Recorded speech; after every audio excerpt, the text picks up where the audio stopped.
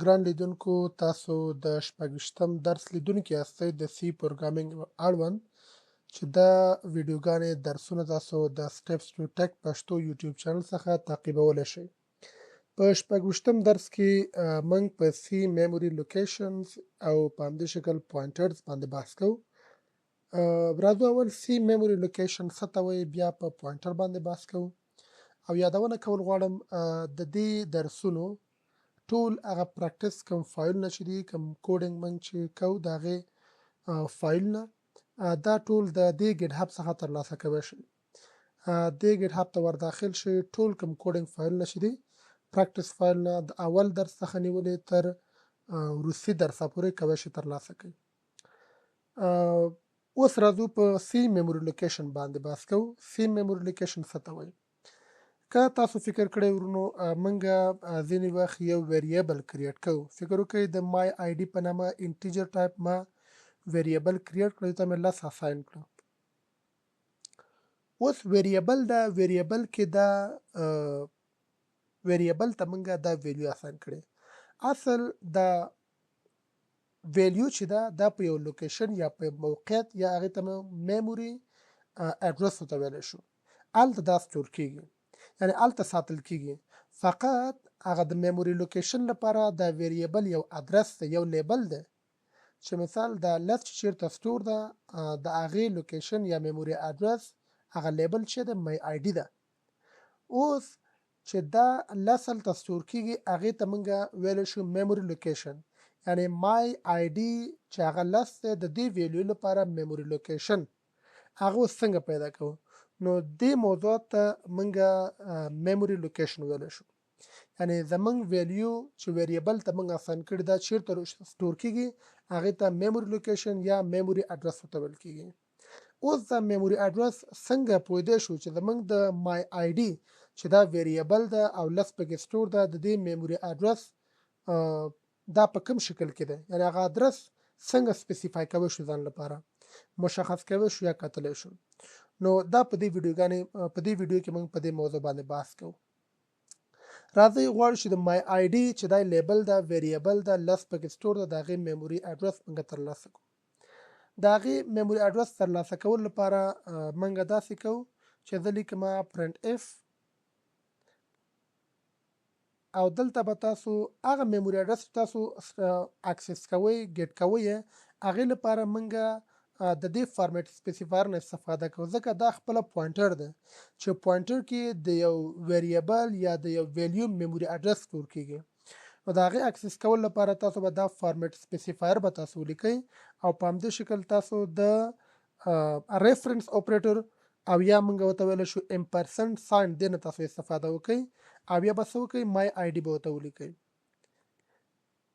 یعنی په دې سنټیکس سره تاسو کولی شئ د خپل ویریبل چې دا ویلیو پکې سټور کیږي د هغې ادرس چې ستاسو په کمپیوټر کې شتون لري هغه میموري اډرس یا میموري لوکیشن ترلاسه کړئ. تاسو راشئ دا کمپایل او رن کړئ، ویې ګورئ.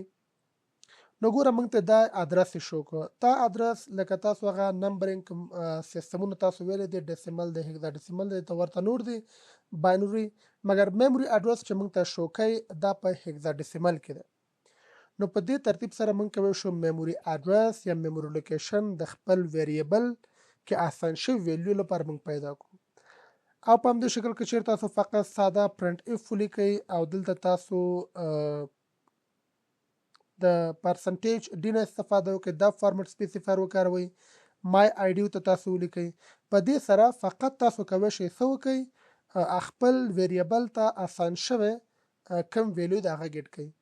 یعنی دې سره موږ کولی شو میموري اډرس ګیټ کړو، میموري اډرس څخه ځان خبر کړو او لاندې ډول که چیرې تاسو پرنټ اف لیکل غواړئ چې په دې کې ریفرنس اپریټر شتون نه لري، دې سره کولی شئ فقط د ویریبل تاسو ویلیو ګیټ کړئ. نو راځئ دا موږ شو کوو، کمپایل او رن کې تاسو په واضح ډول تاسو پوهیږئ. نو باره موږ ته یې څه راکړه، میموري اډرس یې راکړه او په همدې شکل لاندې موږ ته یې څه راکړه، ویلیو یې راکړه. د دې هدف دا دی دا لس په دې میموري لوکیشن کې شتون لري، د دې میموري لوکیشن نوم چې دی لیبل چې دی هغه مای آی ډي ده. خلاص my id دا د میموري لوکیشن لیبل دی او میموري لوکیشن کې چې کوم ویلیو پروت د هغه لس ده. یعنی د مسایل لپاره موږ کولی شو د میموري لوکیشن نه استفاده وکړو. اوس دا خپله په دې شکل چې موږ یو ویریبل میموري د هغې اکسس کوو ګیټ کوو یې د خپله موږ پوینټر ورته ویلی شو. نو پوینټر یو موضوع ده، راځئ اوس په پوینټر باندې بحث کوو. پوینټر څه ته وایي؟ پوینټر عبارت د هغه موضوع څخه ده یا ډېر یو مهمه موضوع ده چې دا په سی پروګرامینګ کې شتون لري چې دا نو یو خاص ځانګړتیا یې وربخلې او یا موږ یو خاص اهمیت څخه د سی پروګرامینګ برخورداره کړي نظر هغه پایتان ته یا جاوا ته یا نور لنګویج ته چې دا کولی شي میموري منیجمنت یا میموري اډرس منیجمنت دې سره موږ ترسره کړو. نو پوینټر کار څه دی؟ تاسو په دې پوهیږئ چې ویریبل چې کوي دې ته چې کله موږ اساین کوو ویلیو اساین کوو، یعنی ویلیو د میموري اډرس یو کله چې موږ ویریبل ډیکلر کوو هغې ته ویلیو اساین کوو، مګر پوینټر ته موږ څه کوو؟ پوینټر ته یعنی پوینټر ویریبل ته موږ د ویریبل اډرس اساین کوو، یعنی د پوینټر ویریبل د دې لپاره ویلیو چې ده د یو ویریبل اډرس دی. نو فرق د پوینټر او د نارمل ویریبل همدا شی ده. او تاسو په دې هم پوهیږئ ډیټا سټرکچر کې که تاسو فکر کړی وي موږ لیست لرو، په همدې شکل ټری لرو، موږ ګراف لرو، دا هغه سټرکچر دی چې دې سره د دې څخه په استفادې یعنی پوینټر څخه په استفادې موږ دا سټرکچر کولی شو عملي کو او یعنی په زیاته کچه پوینټر نه استفاده کیږي. خو مهمه نقطه پکې دا ده چې پوینټر کارولو کې باید موږ زیات احتیاط وکړو او که داسې نه وي هغه ډیټا کوم چې موږ سره په میموري لوکیشنو کې سټور وي هغه شاید لاست شي او یا له منځه لاړ شي. نو پوینټر به په ډېر احتیاط سره کاروو. اوس راځو په پوینټر باندې بحث کوو چې موږ څنګه کولی شو پوینټر کریټ کړو. د پوینټر ویریبل کریټ کول لپاره ډېره ساده طریقه لکه مخکې موږ ویلې فکر وکړئ بیا یو ځل لیکمه انټیجر مای آی ډي ما ولیکل ته او دې ته مې لس اساین که یا سل مې اساین که مشکل نشته. دا ما یو ساده نارمل ویریبل مې ډیکلر که او هغې ته مې یو ویلیو اساین کړه. اوس که چیرې تاسو غواړئ پوینټر ویریبل ډیکلر کړئ هغه به څنګه تاسو کوئ؟ تاسو به لیکئ انټیجر به لیکئ بیا به سټریک به تاسو ورته ورکوئ. نو زه څه کومه مای آی ډي او دې ته پوینټر یعنی مای آی ډي پوینټر دا مې د پوینټر ویریبل نوم انتخاب که ځکه مې انتخاب که چې مثال دا پوینټر اډرس سټور کوي د څه شي یعنی دې ته اډرس اساین کیږي د مای آی ډي. نو تاسو به د دې ته اساین کوئ چې به اساین کوئ ریفرنس اپریټر به تاسو راوړئ بیا به مای آی ډي به ورته ولیکئ. یعنی مخکې ما دا ویلې نارمل ویریبل ته یو ویلیو اساین کیږي مګر پوینټر ویریبل ته موږ د یو ویریبل میموري اډرس یا میموري لوکیشن اساین کوو. یعنی د دې لپاره کوم ویلیو چې ده هغه میموري اډرس ده، یعنی موږ کوم بله ویلیو نه لرو، یعنی دا چې ځان سره سټور کوي د ویریبل میموري اډرس یا میموري لوکیشن ځان سره سټور کوي. په دې طریقه هم تاسو کولی شئ او په دې طریقه تاسو هم کولی شئ چې تاسو انټیجر ولیکئ بیا دې ته ډیفرنس اپریټر وایي. کله چې موږ ډیکلریشن کې کاروو دې ته ډیفرنس اپریټر وایي او که چیرې ډیکلریشن نه پرته تاسو وکاروئ نو هغه یو ساده سټریک سمبل ده. داسې هم کولی شئ تاسو د انټیجر نه جدا په ویریبل سره تاسو یو ځای راولئ مای آی ډي پوینټر، یعنی په دې شکل تاسو هم کولی شئ وی کاروئ او دې ته د مای آی ډي د ریفرنس په اپریټر سره مای آی ډي میموري اډرس ورته اساین کړئ. یعنی هدف دا ورنو کله چې تاسو پوینټر ویریبل کریټ کول غواړئ په دې شکل هم کولی شئ په دې شکل هم کولی شئ، یعنی دا ډیفرنس ویریبل دا ډیټا ټایپ سره لیکلی شئ او که په دې شکل ولیکئ هم څه مشکل نشته، دواړه کار کوي. خو په یاد ولرئ ورنو کله چې تاسو د ویریبل میموري اډرس ګیټ کول تاسو غواړئ دا باید ډیټا ټایپ سره یو شان وي، یعنی د پوینټر ویریبل او د هغه ویریبل چې د هغې اډرس ځان سره سټور کوئ او یا استعمالوئ استفاده کوئ هماغه سیم ډیټا ټایپ باید ولري. داسې نه کېږي چې هغه تا په انټیجر کې اخیستی دا تاسو په کریکټر کې والی، نو کریکټر کې والی دا نه صحیح کانسپټ نه دی. هدف دا دی چې تاسو دا انټیجر ویریبل میموري اډرس ګیټ کول غواړئ نو چې چونکې د هغې ډیټا ټایپ انټیجر ده تاسو به هم دلته ورته انټیجر ولیکئ. یعنی دا دوه طریقې موږ په دې سره کولی شو پوینټر ویریبل هغه موږ ډیکلر کړو. اوس راځئ دا موږ پرنټ اف کې شو کول غواړو چې دې نتیجه به څه وي. ډېر ساده، تاسو به راشئ دا یو برخه به ته کمنټ کوئ، همغه یو صحیح ده، موږ یو کارو. دا پورته کوډ موږ هم کمنټ کول غواړو، دا زموږ نه ده پکار. اوس که چیرې موږ داسې وکړو پرنټ اف کې راځو پرنټ اف موږ لیکو دلته شو کول زه غواړم زه ورته لیکم چې my id memory address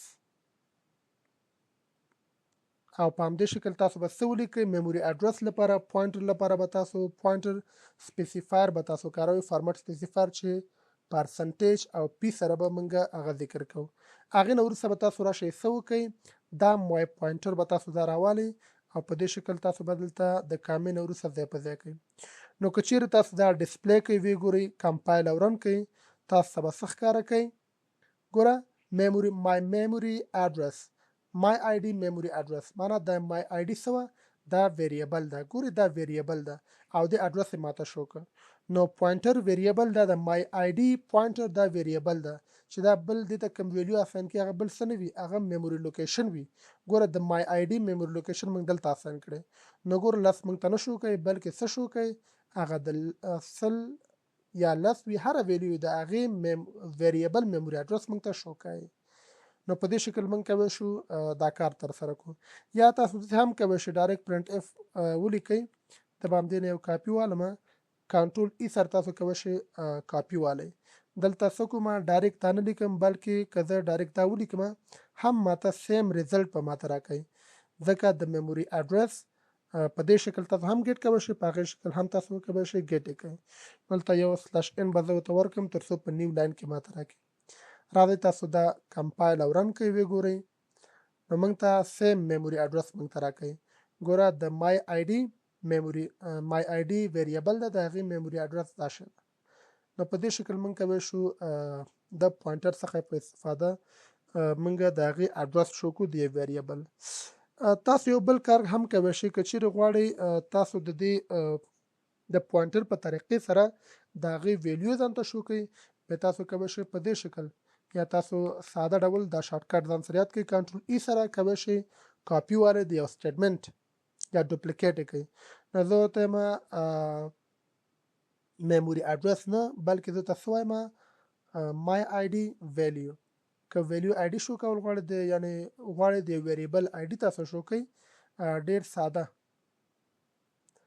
and د my id کې چې کوم ویلیو د هغه شو کول غواړئ تاسو به څه وکئ سټریک به تاسو ولګوئ او دلته به راشئ my id او په همدې شکل پوینټر به تاسو ته ولیکئ او دا به اوس موږ ته څه ښکاره کوي ما ته به د my id ویلیو ښکاره کوي. نو تاسو راشئ کمپایل او رن کړئ ویې ګورئ ما ته ویلیو ښکاره کړه خو ویلیو باید سل راشي نو د هغې شو کولو لپاره موږ به دلته څه ولیکو د ټي نه استفاده وکړو ځکه فارمټ سپیسیفایر تغییر خوري تاسو به دلته ورته ډي ولیکئ او راشئ کمپایل او رن کړئ نو ګورئ موږ ته یې سل ښکاره کړه.